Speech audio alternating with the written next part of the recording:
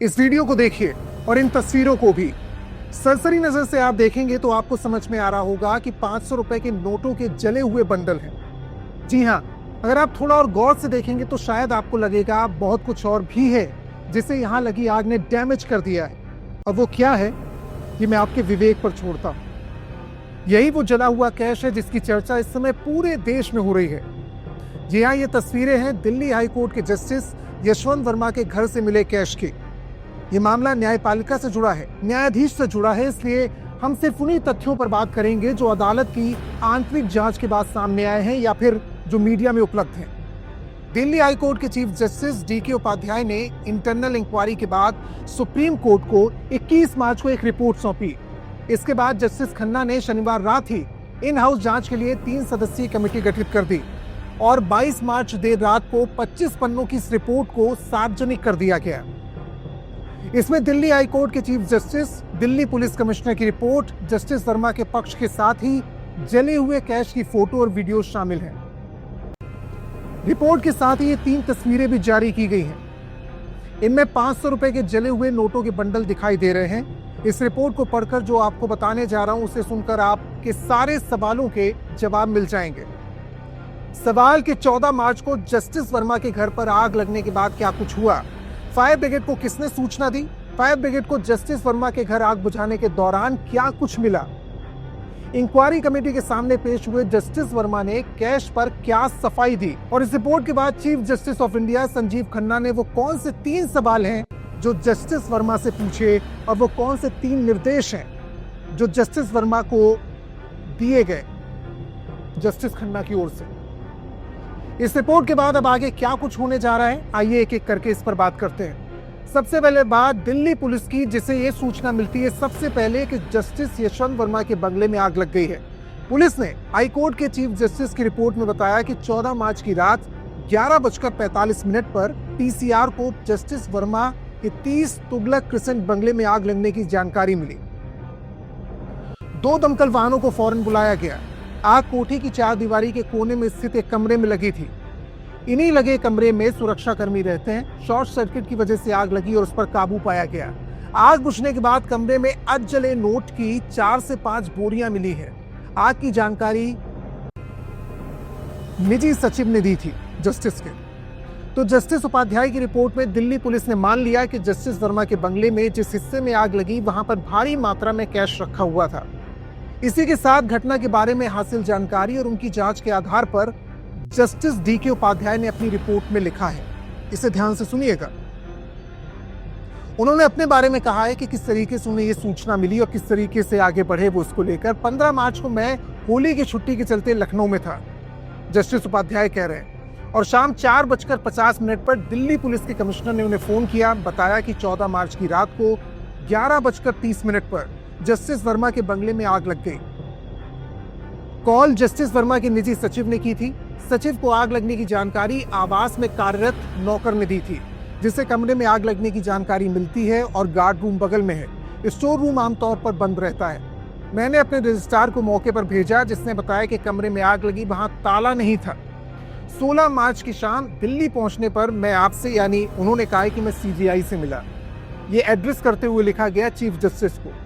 फिर जस्टिस वर्मा से संपर्क किया गया। उन्होंने 17 मार्च सुबह 8:30 बजे हाईकोर्ट के गेस्ट हाउस में आकर अपना पक्ष रखा और ये आशंका जाहिर की कि षड्यंत्र हुआ, एक साजिश है इसके पीछे।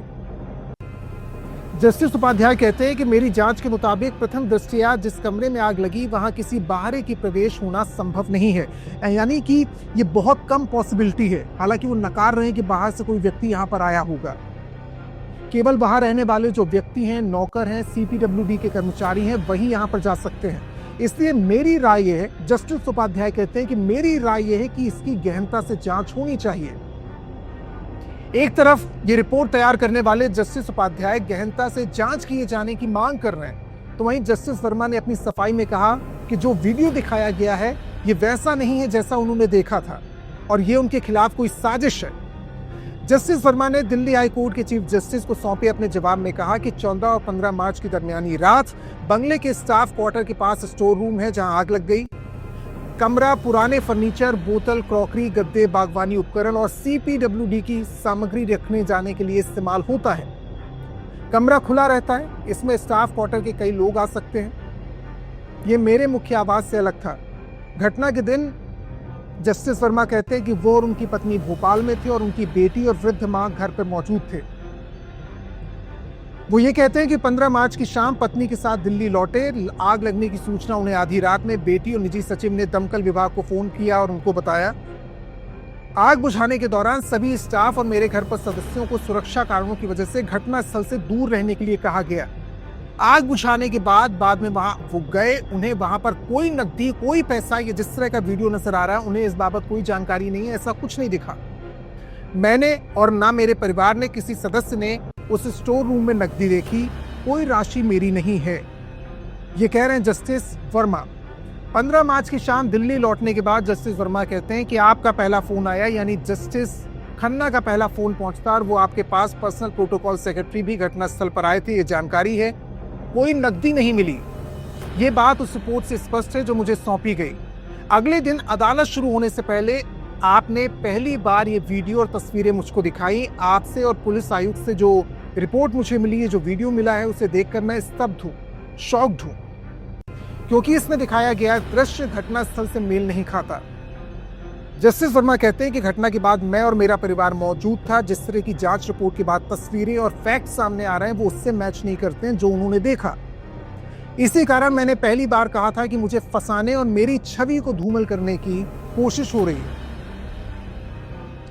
घटना के बाद उन्होंने कहा कि मुझे ये विश्वास दिलाया गया कि केवल षड्यंत्र का हिस्सा है, जो कि दिसंबर 2024 में सोशल मीडिया में मेरे खिलाफ लगाए गए निराधार आरोपों से जुड़ा हो सकता है। मैं आरोप को सिरे से नकारता हूं। हमने स्टोर रूम से नकदी हटाई या इस तरह की जली हुई नकदी हमने देखी ही नहीं, और वहां से कुछ भी मलबा नहीं हटाया गया।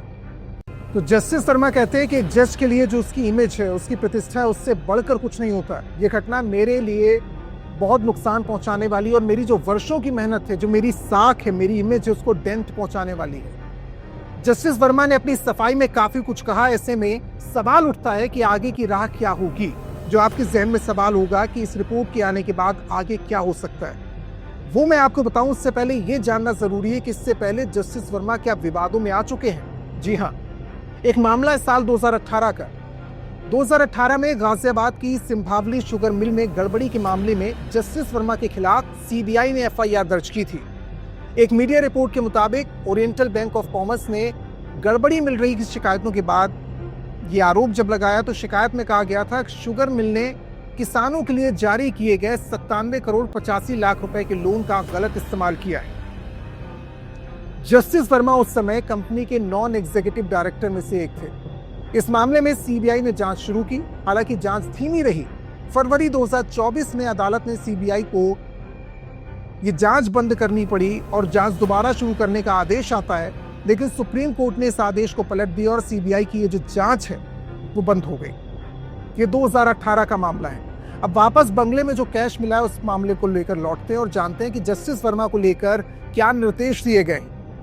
22 मार्च को सीजीआई संजीव खन्ना ने जस्टिस वर्मा पर लगे आरोपों की इंटरनल जांच के लिए गठित समिति ने दिल्ली हाई कोर्ट के चीफ जस्टिस से जस्टिस वर्मा को कोई भी काम सौंपने से मना कर दिया है। यानी कानूनी तौर पर जो वो काम कर रहे थे बतौर जज, वो फिलहाल रोकने के लिए कहा गया। यानी आगे की जांच रिपोर्ट आने तक अदालती कार्रवाई से दूर रहेंगे।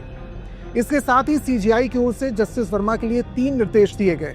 पहला ये कि जस्टिस वर्मा से अपील की जाती है कि अपने मोबाइल से मैसेज या डाटा को डिलीट ना करें।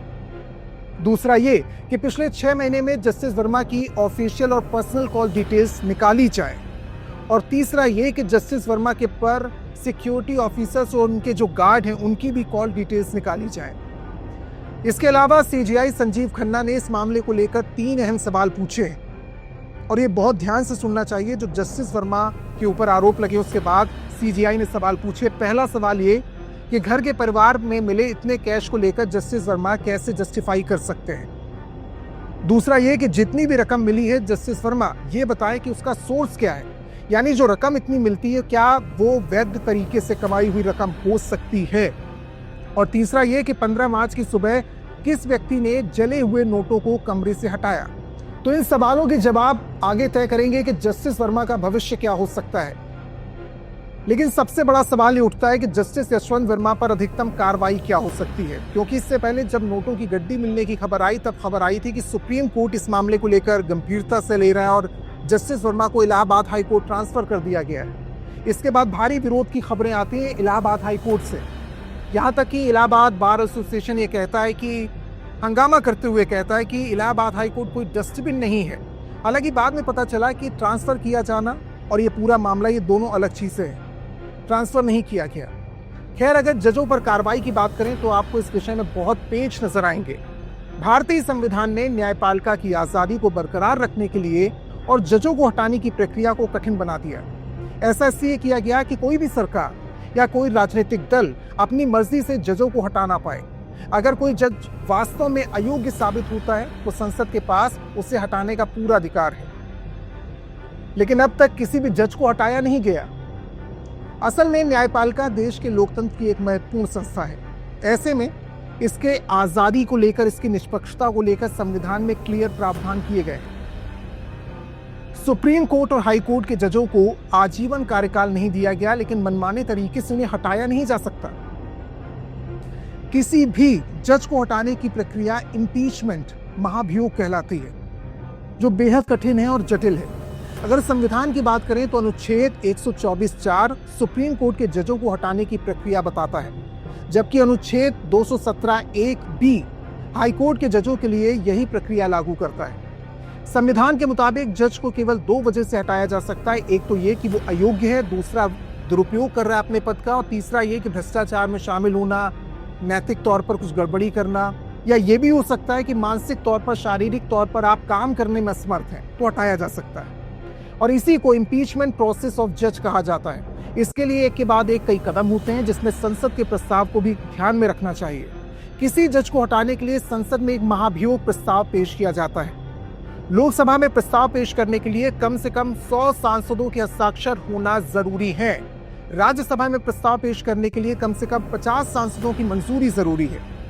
आगे बताने से पहले बता दूं कि इम्पीचमेंट यानी महाभियोग की प्रक्रिया बहुत कठिन है और इसके बाद जांच समिति का गठन किया जाता है। प्रस्ताव मिलने के बाद लोकसभा अध्यक्ष और राज्यसभा एक 3 सदस्यीय समिति का गठन करते हैं। इस समिति में सुप्रीम कोर्ट के एक वरिष्ठ जज होंगे, हाई कोर्ट के मुख्य न्यायाधीश होंगे, एक प्रतिष्ठित न्यायविद होंगे। ये समिति आरोपों की जांच करेगी, रिपोर्ट सौंपेगी और रिपोर्ट में बताया जाएगा कि जज दोषी है या नहीं। इसके बाद भी संसद में मतदान होगा। अगर समिति जज को दोषी पाती है, प्रस्ताव संसद में रख सकती है, रखा जाएगा। संसद के दोनों सदन यानी लोकसभा और राज्यसभा में प्रस्ताव को पास करवाना जरूरी है।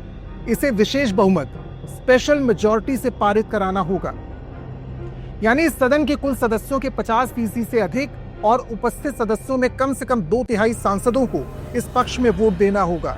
अगर संसद प्रस्ताव पारित कर देती है तो इसे अंतिम रूप से राष्ट्रपति के पास फिर भेजा जाएगा और इसके बाद राष्ट्रपति की मंजूरी जरूरी है, जिसके बाद जज को पद से हटाया जा सकता है। आप जानते हैं या आप नहीं जानते, लेकिन मैं आपको बता दूं कि माननीय अदालत और जजों के बारे में, फैसले के बारे में अगर आप कोई टिप्पणी करते हैं तो अदालत को ये लगता है कि कंटेम्प्ट ऑफ कोर्ट यानी कि कोर्ट की अवमानना है, तो आप कार्रवाई के दायरे में आ सकते हैं। सच है, न्यायालय का या न्यायाधीशों का सम्मान सर्वोपरि है, लेकिन ये सम्मान बनाए रखने की जिम्मेदारी क्या सिर्फ जनता की है? क्या हमारी अदालतें इसके लिए जिम्मेदार नहीं? हमारी अदालतें और इसमें बैठे जजों की कोई जिम्मेदारी नहीं? नहीं मिलोट। सरकार, सिस्टम या समाज किसी भी जगह से ठुकराए जाने या समाज से सताए जाने पर देश की जनता की आखिरी उम्मीद आप हैं, देश की अदालतें हैं। इसलिए इस इकबाल को बनाए रखने की जिम्मेदारी, जवाबदेही आप पर ही है। जिससे आग कहीं भी लगे और कुछ भी जल जाए, लेकिन जो भरोसा और उम्मीद देश की जनता को अदालत से है, मिलोट से है, आपसे है, उस पर कोई आंच नहीं आनी चाहिए। उम्मीद करते हैं इसमें जो सच है वो जनता के सामने आएगा।